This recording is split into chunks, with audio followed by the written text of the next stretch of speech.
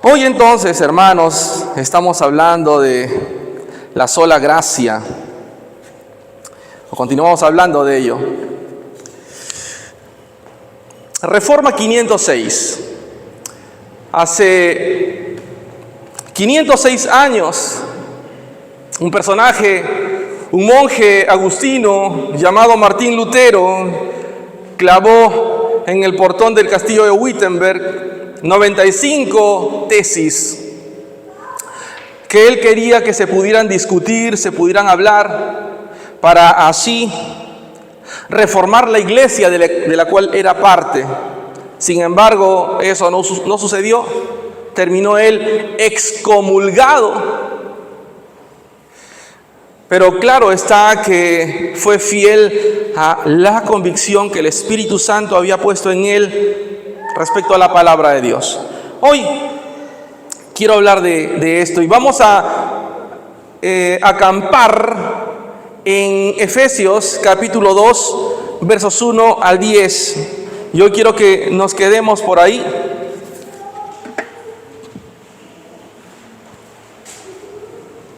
Y vamos a leer de una sola este pasaje, ¿ok? De Efesios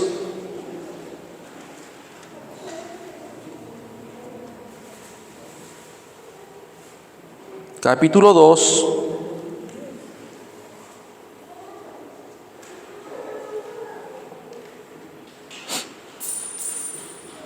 ¿lo tienen mis hermanos? Muy bien, leamos la palabra de Dios. Yo voy a leer de la Nueva Biblia de las Américas, ¿ok? Es una Biblia con la que yo estoy ya hace algunos años. Bien, dice así la palabra de Dios. Y Él les dio vida a ustedes que estaban muertos en sus delitos y pecados, en los cuales anduvieron en otro tiempo según la corriente de este mundo, conforme al príncipe de la potestad del aire, el espíritu que ahora opera en los hijos de desobediencia. Entre ellos estaban también, dice, todos nosotros en otro tiempo vivíamos en las pasiones de nuestra carne, satisfaciendo los deseos de la carne y de la mente, y éramos por naturaleza hijos de ira, lo mismo que los demás. Pero Dios, que es rico en misericordia, por causa del gran amor con que nos amó, aun cuando estábamos muertos en nuestros delitos y pecados, ¿qué dice la Biblia? Nos dio vida juntamente con Cristo.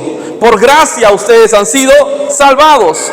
Y con Él nos resucitó y con Él nos sentó en los lugares celestiales en Cristo Jesús, a fin de poder mostrar en los siglos venideros las sobreabundantes riquezas de su gracia por su bondad para con nosotros en Cristo Jesús. ¿Por qué? Porque por gracia ustedes han sido salvados por medio de la fe, y esto no procede de ustedes, sino que es don de Dios, no por obras, para que nadie se gloríe.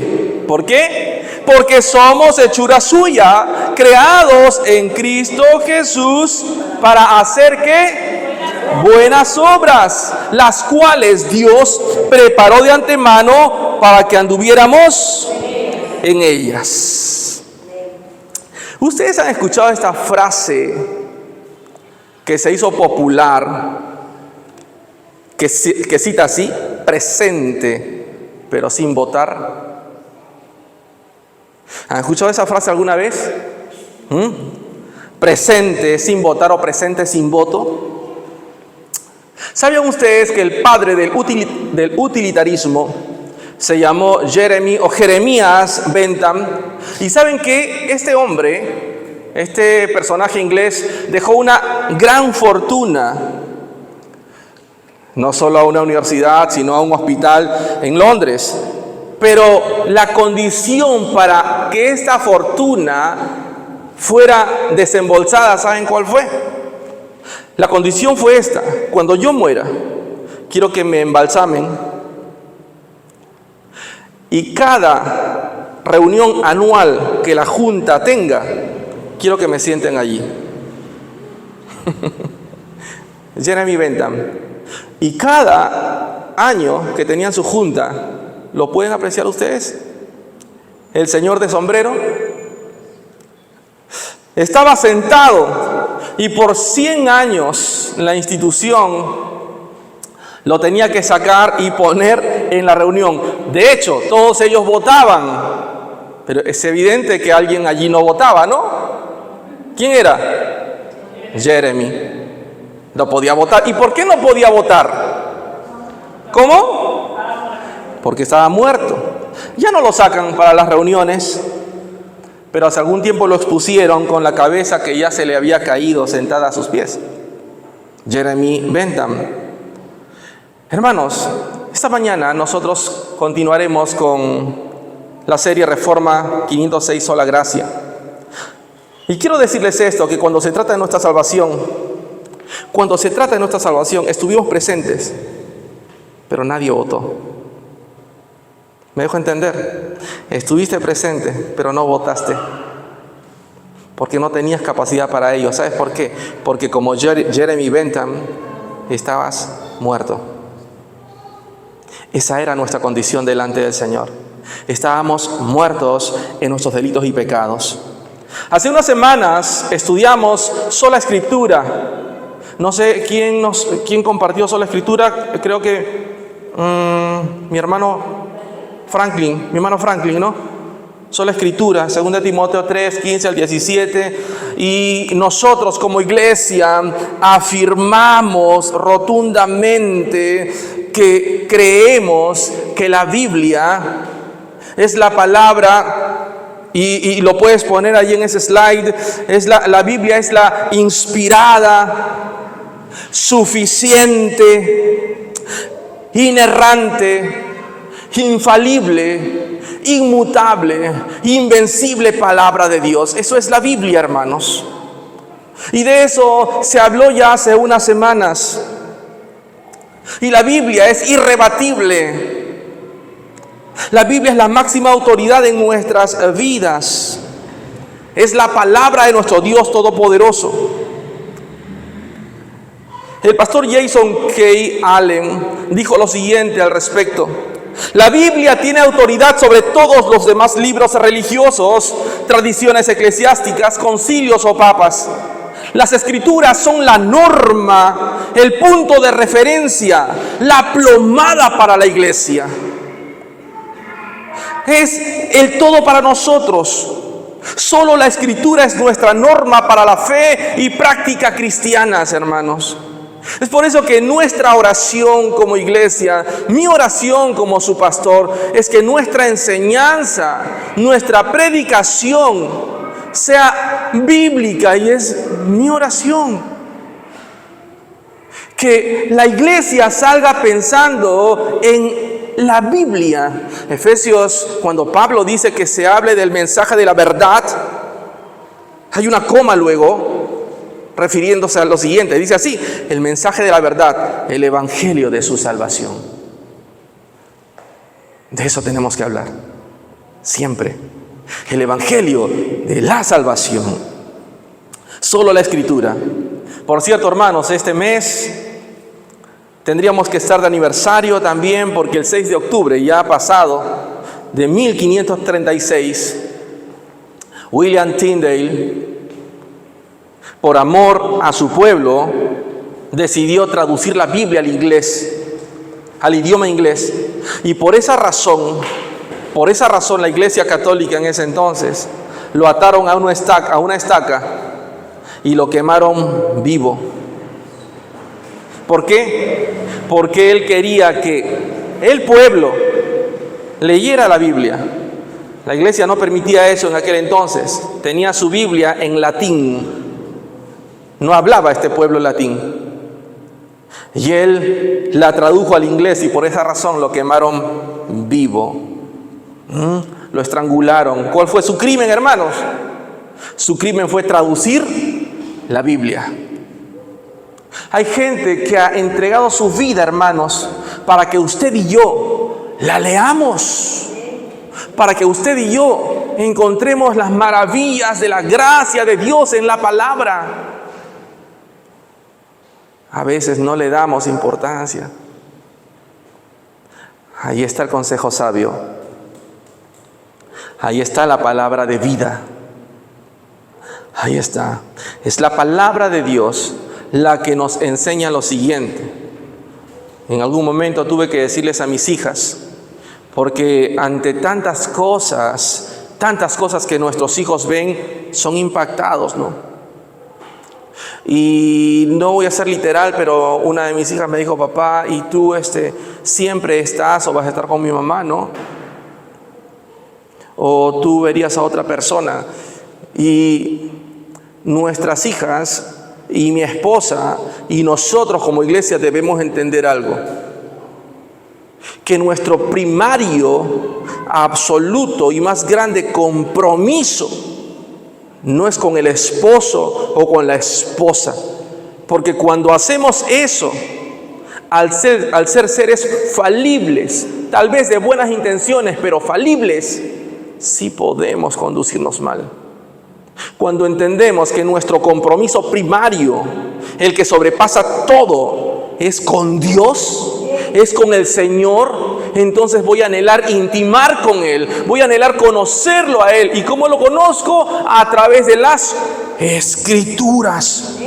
Y cuando entiendo eso, entonces este compromiso con Dios no está sujeto al ambiente. Este compromiso con Dios no está sujeto a la situación.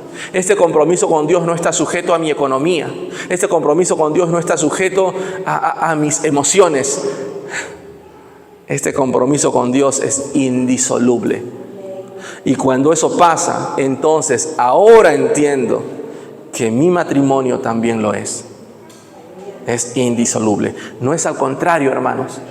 No es que si yo estoy bien contigo, esposa, entonces estoy bien con Dios. ¿Se han dado cuenta que a veces así hemos actuado? Es que como tú me respondes o como peleamos, me desalientas, me desanimas y ya no quiero hacer nada con Dios. ¿Qué les parece? ¿Cuántos hijos adolescentes han querido castigar a su papá o a su mamá diciéndole, porque mamá no les concedió lo que pedían, porque sabía que era lo mejor no darles eso, entonces no voy a la iglesia? ¿Ah? Entonces, hermanos, recuerdo que las últimas palabras de William Tyndale, este varón de Dios que fue estrangulado y quemado vivo mientras estaba en la estaca y con la paja ahí en los pies y ya con el fuego, él solo dijo: Dios, abre los ojos del rey de Inglaterra. Hasta el último momento él siguió pidiendo por la salvación de otras personas, hermanos. Hasta el último momento. Ese es tu llamado y el mío. Es lo que tenemos que hacer. Este hermano, el que tradujo la Biblia, había dicho que un muchacho que maneja el arado, pero con las escrituras en su propio idioma, sería más poderoso que cualquier concilio, que cualquier papa y todas sus tradiciones. Un hombre humilde, simple, sencillo, que conozca la palabra de Dios, es un hombre poderoso, hermanos. Poderoso. Las tres ramas principales del cristianismo, protestante, católica y ortodoxa, hermanos, todas están de acuerdo en que Cristo, la fe y la gracia son necesarias para la salvación. Hasta ahí todo está bien. Hasta ahí. Recuerden que esa pequeña palabra latina, hermanos, sola, es la que nos separa de las tradiciones de fe. Esa palabra sola nos separa de todo lo demás, Esta mañana veremos que solamente la gracia nos salvó. Solamente eso.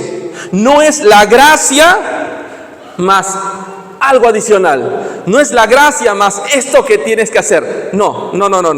Solo la gracia. Por eso que hoy pretendo hablar solamente de la condición en la que el hombre se encuentra para que nosotros por fin podamos valorar la gracia y entender lo que la gracia representa y el peso que tiene, para que por fin nosotros como iglesia la podamos abrazar. Pero antes necesitamos entender quiénes éramos, cómo estábamos o tal vez quiénes somos. Entonces hoy quiero que hablemos de dos extremos. Sí, dos extremos. Y esos extremos son, lo ponemos a modo, son el legalismo y el antinomianismo. Lo voy a explicar en palabras simples o sencillas.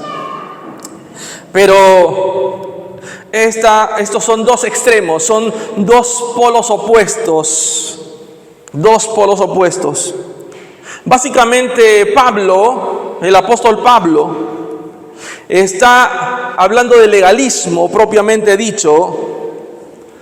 El apóstol Pablo está combatiendo con todo esto cuando escribe él una carta a la iglesia en Galacia.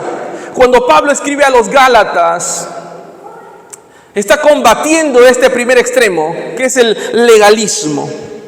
Después que Pablo se fue de Galacia, Pablo se instaló, predicó, enseñó, se levantó la iglesia y luego se fue, porque ya la iglesia estaba edificada, él se fue. Pero cuando Pablo se va de Galacia, un grupo conocido como los judaizantes entraron en la iglesia y empezaron a enseñar lo siguiente y decirle a la iglesia: Pablo tiene razón, claro que sí, pero a medias. ¿Cómo nace una mentira, hermanos? ¿Cómo nace el engaño? ¿Cómo nace una herejía? ¿Nace de la mentira? No, nunca nace de la mentira. Porque si así fuera, tú la rechazarías. La herejía, la mentira, el engaño nace de la verdad, pero de una media verdad. La distorsionan. La distorsionan. Entonces, este grupo, conocido como los judaizantes, dicen: Pablo tiene razón, pero a medias. No es tanto así. Los judaizantes, este grupo decía: sí, la salvación está bien, es a través de la gracia, es a través de la fe de Jesús, está bien. Pero ¿saben una cosa? Tienen que convertirse en judíos. ¿Saben una cosa? Tienen que volver a las prácticas de los judíos, a los ritos, a las costumbres, si quieren ser salvos. Ojo, tienen que circuncidarse. En Galacia estamos hablando de pueblo gentil. Ahora, la connotación de gentil no es la misma a la de hoy, entendámoslo. No cuando alguien te trata bien o te cede la silla, ¿tú qué dices? Qué amable, qué gentil, ¿no? ¿Se entiende? Pero en ese entonces gentil no significaba eso. Gentil era el pueblo no judío, gentil eran los extranjeros, gentiles eran los bárbaros, eran los asiáticos, eran los romanos. ¿Ok? Entonces, en Galacia había pueblo gentil, había gente extranjera, no judía, que conocieron el evangelio en la predicación de Pablo, y cuando ellos aceptan y creen en el evangelio, la iglesia empieza a levantarse. Pablo se va e ingresa este grupo de judaizantes. Ojo, ellos sí eran judíos que habían creído en el evangelio, pero no, ¿qué pasó? Habían creído en el evangelio, pero ellos le añadieron algo más a la salvación.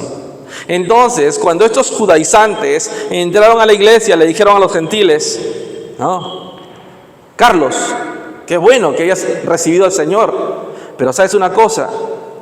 Bueno, tú eres romano, de romano hiciste, ¿sabes, no? Tú eres romano, tienes que, si ahora crees en el evangelio, en la fe, tienes que convertirte en judío, y para eso tenía también que circuncidarse, ¿no? Era parte de los ritos, ¿no? Tenían una piedra filuda, cortaban el prepucio del miembro viril del hombre, y ahora era parte del pueblo judío. Ahora sí eres salvo. Entonces, hermanos, era la salvación, era la gracia más algo más. Esto empezaron ellos a enseñar. Y Pablo, hermanos míos, va a escribir en términos inequívocos, innegables, irrefutables, que la salvación es solamente por la gracia. Y él va a decir que esto que ellos enseñan, él va a decir que esto que ellos están diciendo no es una adición al evangelio. Pablo va a decirles eso. No, ustedes no están añadiendo algo al evangelio, ustedes están predicando otro evangelio. Otro evangelio están predicando. Este no es el evangelio de Cristo. No. Jesús, para él era claro esto: Jesús más nada es todo. Así es. Jesús más nada es todo. Solo la gracia. Los judaizantes estaban tratando de añadir algo a la pura gracia del evangelio. Y Pablo estaba muy asombrado de que ellos quisieran considerar eso. Y es por eso que Pablo en el capítulo 1, versos 6 al 9, va a decir lo siguiente. El apóstol Pablo va a decir, Gálatas 1, 6 al 9, me maravillo o me sorprendo, me escandalizo, me asombra de que tan pronto ustedes, le escribe a la iglesia en Galacia, a la iglesia, de que tan pronto ustedes hayan abandonado a aquel que los llamó. ¿Qué dice ahí, hermanos? ¿Cómo los llamó? Por gracia. ¿Por la gracia de quién? Me asusta, me escandaliza, me sorprende que hayan abandonado a aquel que los llamó por la gracia de Cristo. ¿Quién los llamó, hermanos? ¿Quién los llamó? ¿Quién los llamó? ¿Quién los llamó? Dios. Dios los llamó. Cuando dice a aquel, se refiere a Dios. Me asombra, me maravillo de que tan pronto ustedes hayan abandonado a aquel que los llamó por la gracia de Cristo. Dios los llamó por la gracia de Cristo. ¿Y hayan ustedes abandonado esto para qué? Para seguir un evangelio diferente. ¿Y qué más dice? Que en realidad no es otro evangelio, sino que algunos que los perturban a ustedes y quieren que pervertir el evangelio de Cristo. Así que, hermanos, esto del evangelio y algo más, esto del evangelio de la prosperidad, por ejemplo, y si das más, Dios te va a dar más, y que si entregas esto, Dios te va a entregar más. Hermanos, es una perversión del evangelio. La Biblia sí habla de la generosidad, la Biblia sí habla del sostén, del obrero. Pero la Biblia no habla de da más y da más y da más y el Señor más y más y más. Y el mensaje hoy por hoy es solo eso. Y esto es una perversión del evangelio. Así que, hermanos, esto se veía desde entonces ya. Desde entonces. Aunque suene duro, hermanos, pero debemos decir que la iglesia, en el momento que su eje es el mensaje de la prosperidad, la iglesia cuyo eje es el mensaje del solo finanzas, hermanos, con temblor lo digo, dejó de ser iglesia. Dejó de ser iglesia. Porque la iglesia, hermanos, tiene un solo mensaje, y es el mensaje de la cruz. Es el mensaje del evangelio, es el mensaje del arrepentimiento, es el mensaje de la palabra de Dios, hermanos. Ese es su centro. Y el apóstol Pablo está diciendo, ustedes pervierten el evangelio de Cristo. Y el verso 8, miren lo que dice. Pero si aún nosotros o un ángel del cielo les anunciara otro evangelio contrario a lo que les hemos anunciado, el apóstol Pablo, ¿qué es lo que dice? Sea anatema. O sea, está bajo maldición. Aún si un ángel baja y te dice algo que es diferente a la escritura, dice la Biblia, está bajo maldición. Por lo tanto, tú no has de creer en ello. Siguiente verso. Como hemos dicho antes, también repito ahora, si alguien les anuncia un evangelio contrario al que recibieron, sea anatema. Sea anatema. Hermanos, muy importante es que nosotros estemos alineándonos a través de las Escrituras y conociendo la Biblia para que no seamos engañados o llevados por cualquier viento de doctrina. Es importante que nosotros conozcamos la palabra. Y de este pasaje que nosotros hemos leído, por ejemplo, la Biblia, en el pasaje antes mencionado o leído, dice lo siguiente, que Él, o sea, Dios los llamó por la gracia. ¿Ok? Y tenemos ahí incluso una, si quieres anotarlo, lo anotas, porque son solo los versos. Vamos, amado. Los llamó por la gracia. Hermanos, este no es Pablo el predicador, este es Dios mismo, hermanos. Es su palabra inspirada a través del Espíritu Santo. Y Él claramente dice cómo van a abandonar a Dios que los salvó por la gracia de Cristo. Hermanos, ninguno aquí puede jactarse, ninguno podemos jactarnos de nuestra posición en el Señor. Ninguno aquí podemos decir, yo soy salvo porque yo decidí serlo. Hermanos míos, Romanos capítulo 1, versos 1, 6 y 7. Y lo quiero leer. Romanos 1, versos 6 y 7. Dice lo siguiente.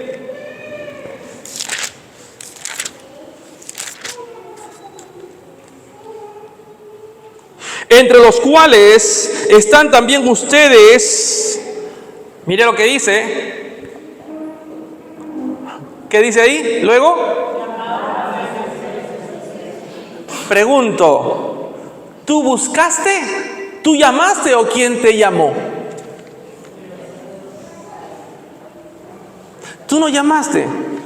Así que cuando tú dices, no, es que yo buscaba, ¿quién crees que puso eso en ti? ¿Quién despertó eso en ti? Porque cuando nosotros enseñamos que no, es el hombre quien hizo esto, hermanos, estamos compartiendo la gloria con el Señor. Y la Biblia dice que de Él es la salvación. De Él. Entonces la palabra de Dios claramente nos dice, entre los cuales estaban también ustedes llamados de Jesucristo, llamados de Jesucristo, a todos los amados de Dios que están en Roma, otra vez, llamados a ser santos. Santo, ¿qué significa? Consagrado, dedicado, separado para algo. Por eso es que se llama el matrimonio también santo. Se llama santo. No porque parezcamos ángeles. A veces nos podemos agarrar bien, ¿no? ¿Quién no acá? ¿Quién no? ¿Ah? Pero el tema está en que el matrimonio es santo, ¿por qué? Porque está consagrado, está separado, es exclusivo. Yo estoy dedicado a ella, ella está dedicada a mí. El matrimonio es santo, hermanos. Es santo. El Señor nos llamó y no solo nos llamó, sino que nos separó. Nos separó, somos santos. Romanos 8, 28 al 30, ¿qué es lo que dice? Dice esto: y sabemos que para los que aman a Dios, todas las cosas cooperan para bien.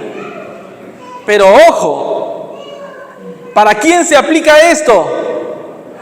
¿Para quién se aplica esto? Para los que son llamados conforme a su propósito. Y el verso 30 dice: a los que predestinó, a esos también llamó. A los que llamó, a esos también justificó. A los que justificó, a esos también glorificó. Romanos capítulo 8, 28 y 30. Primera de Pedro 1, 15 dice esto. Primera de Pedro nos enseña lo siguiente: sino que así como aquel, ¿qué cosa? Que los llamó. Otra vez, se dan cuenta, cada pasaje leído nos enseña que es Él quien llama, que es Él quien salva, que es Él quien separa. Es Él, hermanos.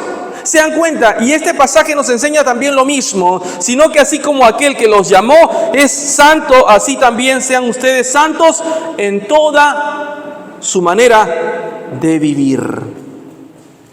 Hermanos, la gracia de Dios nos llega no por ser buena gente.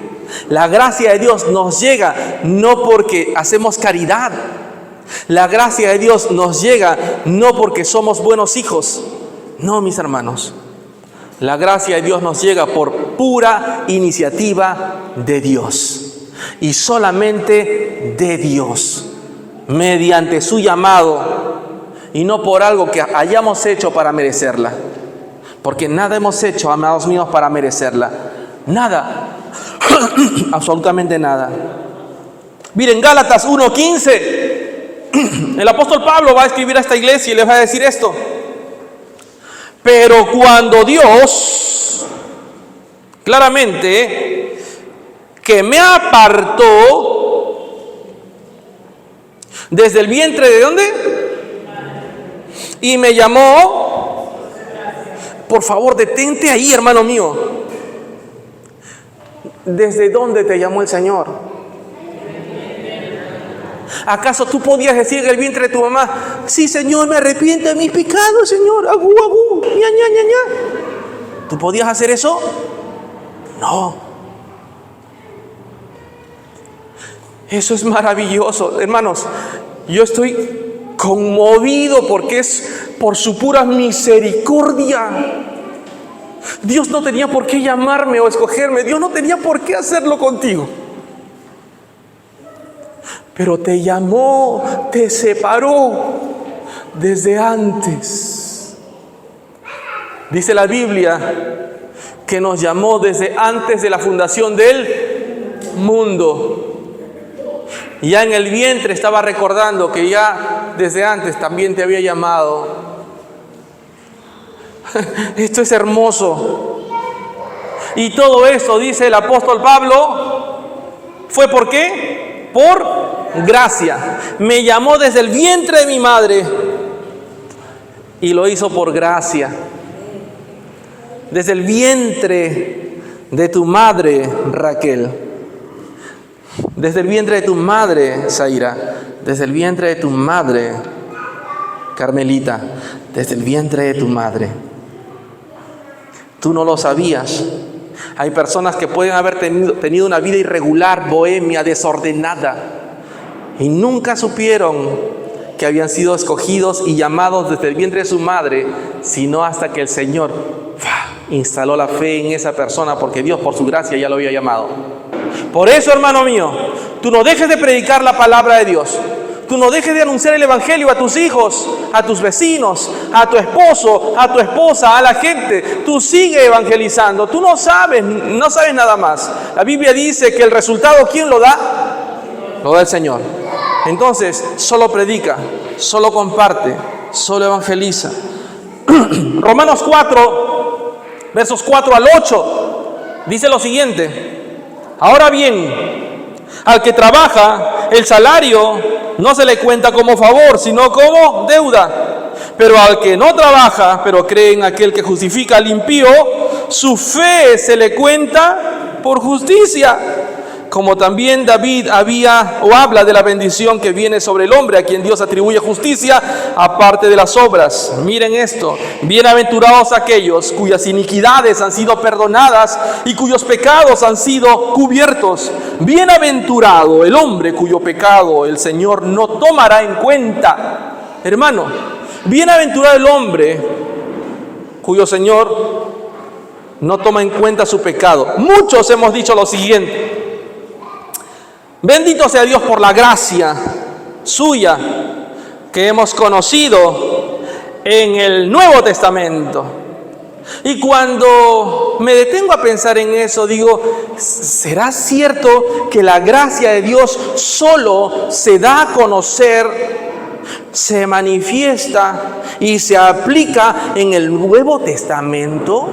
La gracia de Dios no está en el Antiguo Testamento. ¿Significará que Dios es distinto? ¿Significará que Dios es uno en el Antiguo y Dios es otro en el Nuevo? No, pastor, lo que pasa es que en el Antiguo Testamento era por obras, y en el Nuevo Testamento ya no es por obras. Y si es por obras, ¿por qué a Abraham su fe le fue contada por justicia?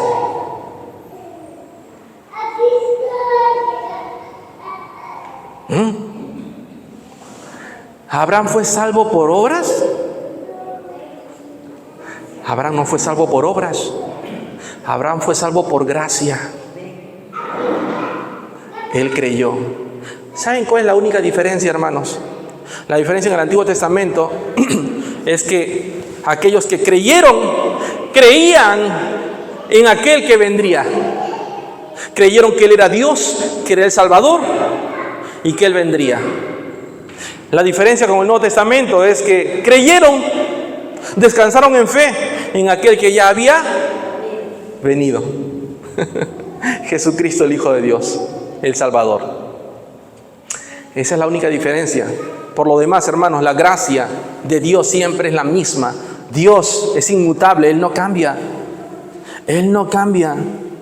A los que predestinó, a estos también llamó, a los que llamó, a estos justificó, a los que justificó, a estos glorificó. Romanos 9, versos 11 al 13 dice lo siguiente. Romanos 9, 11 al 13 dice esto: porque cuando aún los mellizos no habían nacido y no habían hecho nada, ni bueno ni malo, ojo, miren, ni bueno ni malo, para que el propósito de Dios conforme a su elección permaneciera. ¿Cómo que dice? Ajá, pero antes de eso, a su elección, a la elección ¿de quién se refiere?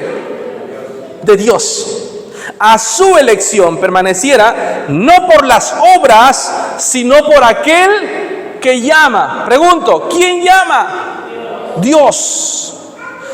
Se le dijo a Rebeca: el mayor servirá al menor, tal como está escrito: a Jacob amé, pero a Esaú aborrecí. Ojo, no es que lo odió. Sí, no es que lo odió. Pero miren ustedes, la tradición indicaba que era Esaú quien tenía que liderar por ser el hijo mayor. Sin embargo, Dios había elegido a Jacob, tenía otros planes.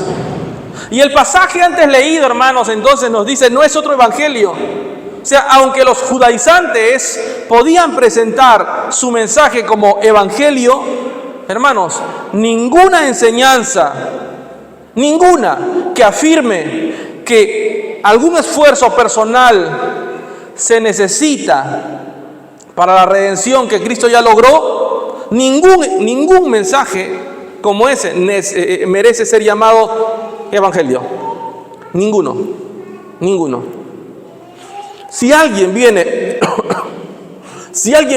y te dice, no, hermano, lo que pasa es que para que tú seas salvo realmente es la fe, es la gracia, está bien, está todo chévere, pero sabes que, hermano, tú tienes que, como decía, darte tu cariñito, hermano.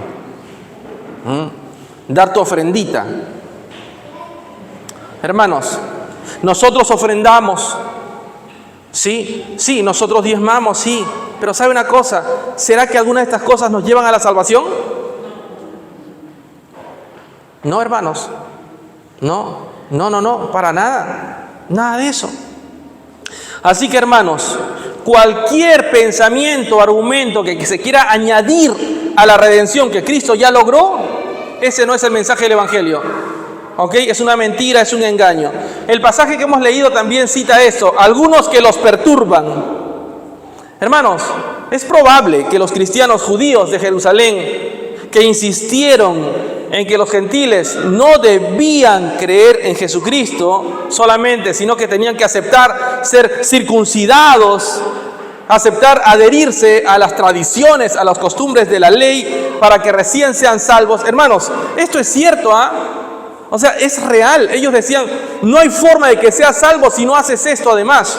Miren, Gálatas capítulo 2, versos 3 al 5 dice esto. Pero ni aun Tito, que estaba conmigo, miren, Pablo dice, miren ustedes, ni aun Tito, que era mi asistente, caminaba conmigo, dice la Biblia, que lo obligaron a circuncidarse. Él no tenía esa obligación porque él no era judío. Y dice que lo obligaron a circuncidarse, aun cuando él era griego. Imagínense. Y esto fue por causa de los falsos hermanos introducidos secretamente, hermanos, que se habían infiltrado para espiar la libertad que tenemos en Cristo Jesús, a fin de someternos a una esclavitud a la que no debemos estar sujetos. Verso 5, a los cuales ni por un momento cedimos para no someternos, a fin de que la verdad del Evangelio permanezca con ustedes. La verdad. Él mismo sigue hablando en el capítulo 5, versos 4 al 5, de Cristo se han separado, les dice a ellos, ustedes que procuran ser justificados por la ley de la gracia han caído. Dice, aquellos que dicen que puede ser salvo, pero haciendo algo más, él dice, ustedes han caído de la gracia. En otras palabras, están en desgracia. Pues nosotros, dice el apóstol Pablo, por medio del Espíritu esperamos por la fe la esperanza de justicia. El apóstol Pablo va a decir en el siguiente capítulo, versos 12 y 13, capítulo 6, los que desean agradar en la carne tratan de obligarlos a que se circunciden simplemente para no ser perseguidos a causa de la cruz de Cristo. La presión. Es lo que un hermano nuestro, un abogado de profesión nos decía, nos hablaba de la figura de dominio de hecho, ¿no? Cuando alguien que está en cierto liderazgo aprovecha o quiere aprovechar la ventaja que tiene respecto a los demás e influir solamente para sacar ventaja de la situación.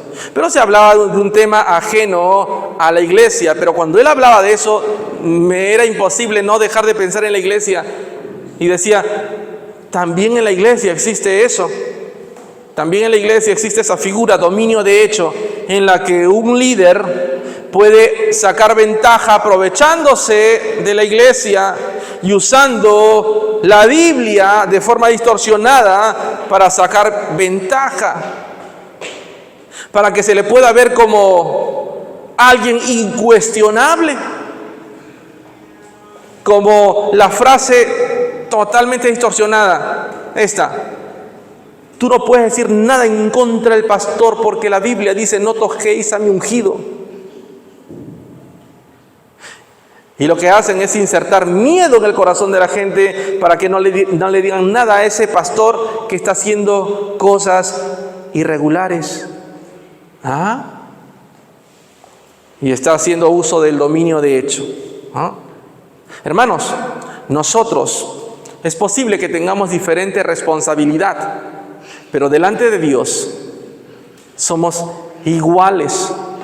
Y si tú, la iglesia, nosotros la iglesia, ustedes mis hermanos, ven en algún momento que su pastor está predicando o enseñando algo que está en contra o fuera de la Biblia o de la doctrina, tú tienes que exhortarme.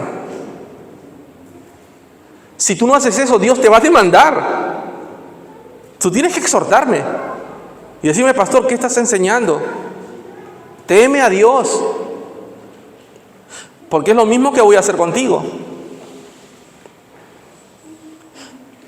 Hay varios matices, hermanos, de esta idea que se extendieron entre algunos cristianos de la iglesia primitiva. Miren ustedes Hechos 15:1. Vayan allá.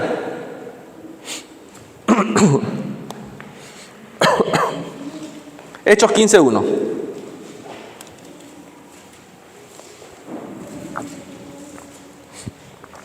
Miren lo que dice la Biblia. Así que, hermanos, esto no es nada nuevo. Hoy lo que pasa no es nada nuevo. Algunos que llegaron de Judea enseñaban a los hermanos. ¿Qué enseñaban? Si no se circuncidan conforme al rito de Moisés, ¿qué cosa? No pueden ser salvos. Miren qué piedra de tropiezo eran estas personas. No pueden ser salvos.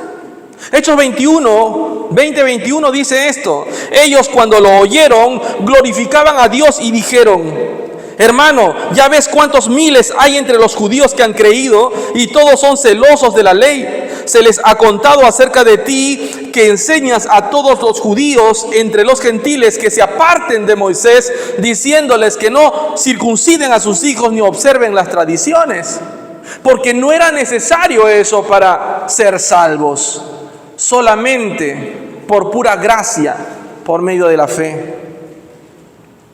Ahora, aunque esto puede parecer un adjetivo muy fuerte, muy fuerte, por eso a veces, hermanos, cuando nosotros, según algunos, queremos ser muy bíblicos y queremos usar estos adjetivos refiriéndonos a otras personas, no estamos considerando el contexto, hermanos.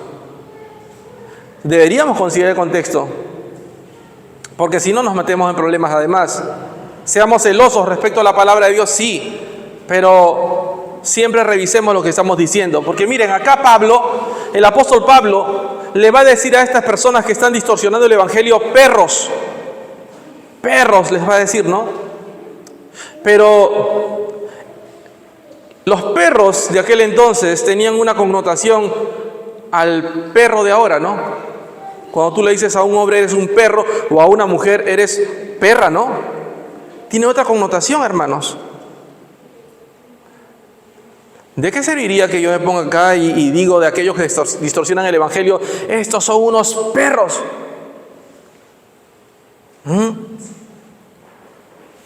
¿No sería mejor decir son distorsionadores del evangelio, son herejes, son falsos maestros, son engañadores? El apóstol Pablo va a decir en Filipenses 3, versos 2 y 3 eso, miren. Va a decir esto, va a dar una sugerencia, una advertencia. Cuídense de esos perros. Así dice Pablo. Cuídense de los malos obreros. Cuídense de la falsa circuncisión. Porque nosotros somos la verdadera circuncisión que adoramos en el Espíritu de Dios y nos gloriamos en Cristo Jesús, no poniendo la confianza en la carne. O sea, la circuncisión, que era el pacto que en el Antiguo Testamento se hizo, era una señal, ¿verdad?, de alianza, pero también de purificación. Y ahora Pablo va a decir que al pueblo gentil ya no necesitamos ese tipo de rito carnal. Ya no te circuncides de esa forma. Hoy circuncida tu corazón. Haz un corte en tu corazón. Haz una cirugía en tu corazón. Aquí es la circuncisión. Aquí es el trabajo. Aquí es la operación. En tu corazón. Aquellos que añaden algún requisito adicional, hermanos, para la salvación, aparte de la fe en Jesucristo, hermanos, sin importar cuán excelentes credenciales tengan, sin importar de qué seminario vengan, hermanos, estos distorsionan el evangelio y lo convierten en algo completamente distinto. Los predicadores del falso evangelio, hermanos, están bajo condenación de Dios. Están bajo condenación de Dios. Es por eso que ahora seguramente muchos de nosotros no sabemos si llamar o no a este canal o este otro canal que dice ser cristiano, por todo lo que se ve. Y hay canales, ¿no?, donde hacen maratónicas, ¿no? Maratónicas. Pacta con Dios. ¿Qué quieres? ¿Una casa? Entonces, ¿cuánto estás dispuesto a dar a Dios? Y Dios te dará tu casa. ¿Cuántos hermanitos acá vienen del pacto así? ¿Alguno ha pactado acá, hermano? ¿Alguno ha hecho su pacto? ¿Algunos son hijos del pacto?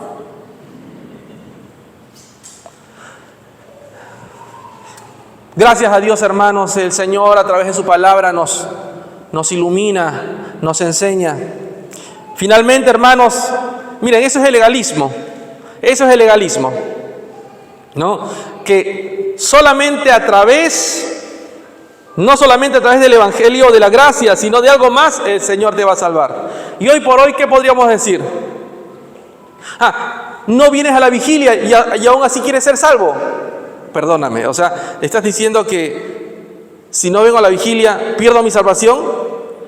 ¿Ves? No vienes a los ayunos, no vienes a los ayunos. Yo te estoy marcando tarjeta, no vienes. Y así quieres ser salvo. ¿Será que perderás tu salvación por no estar en el ayuno? Hermano, no vienes a la iglesia, aún así, y así quieres ser salvo. Hermanos, ninguna de estas cosas me salvan, puesto que son obras.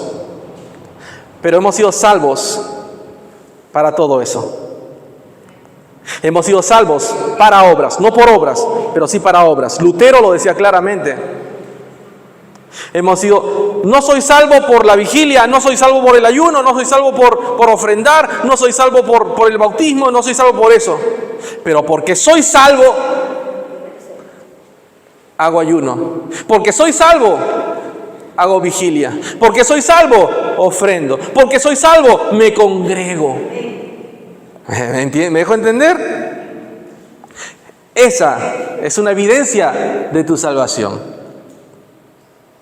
Como ninguna de esas cosas me salva, entonces yo no tengo que ir a la iglesia. Entonces, dice ser salvo, no va a la iglesia, no congrega, no lee su Biblia y todo eso.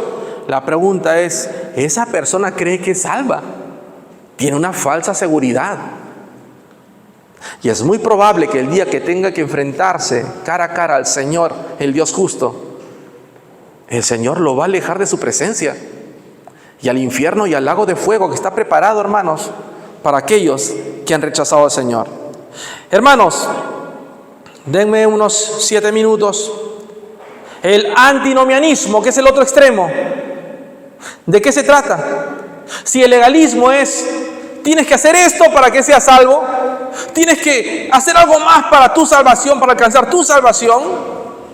Si eso es el legalismo, ¿qué es el antinomianismo? El antinomianismo es el otro extremo, hermanos. Habían falsos maestros que enseñaban que ahora que somos salvos por gracia,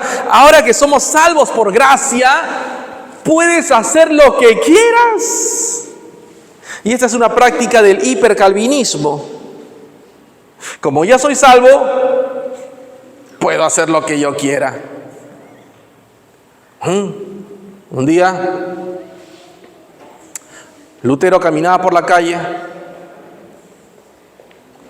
y logra ver por ahí a un hombre que tambaleaba y tambaleaba porque estaba ebrio, totalmente ebrio. Y Lutero le dice, amigo, es que usted no teme a Dios, no teme su destino eterno. Y el borrachito saca, ¿cómo se llaman estos que te daba el Papa? Dice, yo soy salvo. Acá está. Por 2 millones de años, acá está, dice. Había pagado para eso. Hermanos, tengamos cuidado. Hay una corriente que dice, como ya soy salvo, yo puedo engañar a mi esposo, puedo engañar a mi esposa, puedo vivir en pecado continuo y no pasa nada, total, yo soy del Señor. Hermanos, la Biblia claramente dice que el que practica el pecado, ese es del diablo. Eso dice la Biblia. Es del diablo. O sea, le pertenece a Satanás. O sea, significa esto que puede haber gente que concurre a las iglesias, pero que no le pertenecen a Dios. ¿Y ustedes creen que ellos son un problema para Satanás? No. ¿Sabes quiénes son un problema para el enemigo de tu alma? Un problema para el enemigo de tu alma son aquellas personas que quieren conocer más las Escrituras. Porque si hablamos de avivamiento, hermanos, el verdadero avivamiento viene a través del conocimiento de las Escrituras. Hagamos eso, hermanos. Así que cuidado con esa idea de que podemos pecar todo lo que queramos porque Dios nos perdonará, ya que esa es su chamba, ese es su trabajo, Él tiene que perdonarme. Y Pablo, ante ese movimiento, ¿sí?, del antinomianismo, va a responder lo siguiente en Romanos capítulo 6, versos 1 y 2, va a decir esto: ¿qué diremos entonces? ¿Continuaremos en pecado para que la gracia abunde? Y él mismo responde: de ningún modo. Nosotros que hemos muerto al pecado, ¿cómo viviremos en él? No podemos volver a eso. Si añades algo a la gracia, hermano mío, deja de ser gracia. Deja de serlo. Si presumes de la gracia, te burlas del amor de Dios y de la muerte sustitutiva de Jesucristo en la cruz del Calvario. Y no podemos hacer eso. Martín Lutero entendió eso claramente y él escribió que entender la gracia o la sola gracia es la bisagra sobre la cual giran todas las demás olas. La gracia. Entonces, en estas 2 semanitas vamos a estar hablando, hermanos, respecto a qué significa o representa eso. ¿En qué situación Dios nos alcanzó? ¿O en qué situación Dios nos despertó? Para que nosotros podamos realmente abrazar la gracia. Abrazarla con todo nuestro corazón. Porque eso es lo que nosotros tenemos que hacer, hermanos. Así que, si nosotros no tenemos en cuenta eso, vamos a fracasar una y otra vez. Nosotros hemos empezado leyendo la carta a los Efesios, ¿no? Y estos versos. Y la carta a la iglesia en Éfeso ha sido considerada como la joya de la corona cristiana, hermanos, de la teología. Ha sido considerada así. Porque hay mucho que rescatar. Es el más contemporáneo de sus escritos. Y suena como si fuera escrito también para los tiempos de hoy. Cuando tú lees Efesios te das cuenta, pero estas cosas aquí suceden, estas cosas aquí pasan. Es una realidad, es totalmente real, es implacable, es profundamente teológica también esta carta y tiene mucho que darnos. Si tú lees en casa, lee el capítulo 1 y te vas a dar cuenta que hay una diferencia entre el capítulo 1 y el capítulo 2. El capítulo 1, tú puedes ver el punto de vista de la salvación desde la óptica de Dios. Y en el capítulo 2, es una descripción de la salvación desde el punto de vista del hombre, de nosotros. Y ya hemos leído todo eso, Él os dio vida juntamente. Pero hay algo que quiero que ustedes tengan en cuenta, ¿sí? Para iniciar la próxima semana. Y quiero que tengan en cuenta tres palabras. Con estas 3 palabras quiero que hoy nos vayamos. Y son justicia, misericordia y gracia. Quiero que tengas en cuenta eso. Justicia, misericordia y gracia. ¿Por qué? Porque ¿qué es justicia? Justicia es recibir lo que mereces. Misericordia, en cambio, es no obtener lo que mereces. ¿Pero qué es la gracia? Es obtener lo que no mereces. Es obtener lo que no mereces. Miren, ¿qué pasaría si tú le das una instrucción a tu hijo? Le dices a Robertito, a tu hijo, no metas el lapicero del ventilador que está encendido. ¿Y qué es lo que hace Robertito? Ve que el papá está volteado y agarra el lapicero y ¡pring! Lo mete. Y se malogra el ventilador. Hermanos, Robertito va y le dice: papi, por favor, perdóname. No fue mi intención. No quise hacerlo. Pregunta: justicia. ¿La justicia qué dice respecto a Robertito? ¿Que merece qué? Un castigo. Porque le advirtieron que no meta la punta en el ventilador y lo hizo. Así que la justicia dice: castígalo. Pero bueno, el mismo caso. Misericordia. Papá Roberto, en lugar de castigarle, lo mira nada más. Y justo Robertito pone los ojos del gato de Shrek, no, así sus ojitos tiernos. Y bueno, papá Roberto lo abraza nada más y le dice, te quiero, hijo. ¿Tuvo misericordia o no? Ok. ¿Cómo aplicamos la gracia en este caso?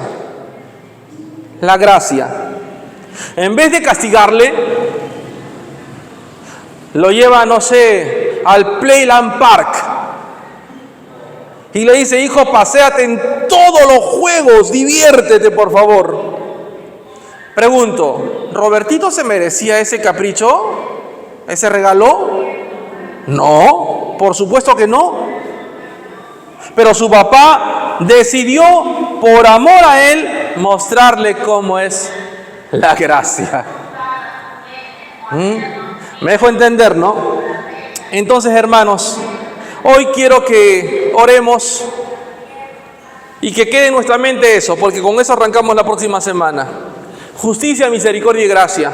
Dios, en su justicia, tendría que enviarnos a todos, hermanos. Estoy incluido, a todos. ¿A dónde? Al infierno. Por cuanto todos pecaron, están destituidos de la gloria de Dios. Nadie alcanzó. Pero el Señor tuvo misericordia para con nosotros, pero no solo tuvo misericordia, porque no hemos obtenido lo que merecemos. Es decir, no nos lanzó al infierno, sino que además de su misericordia, ¿qué nos ha dado el Señor? Gracia. Es decir, ¿qué nos ha dado? Además de eso, la salvación, la vida eterna. Y esta mañana, si tú no la tienes aún, quiero contarte algo. La Biblia dice que los que creen en Él son justificados, pero los que no han creído en Él, dice la Biblia, están en condenación y la ira de Dios está sobre ellos. Mas Dios muestra su amor para con nosotros, en que siendo aún pecadores, Cristo murió por nosotros. Así que si aún tú no has confesado al Señor tus pecados y te has arrepentido de ellos, déjame decirte, hoy es el día de salvación. Arrepiéntete de tus pecados y corre a la cruz de Cristo. Estás a tiempo. Te pido por favor que te pongas de pie. Y vamos a orar en este momento.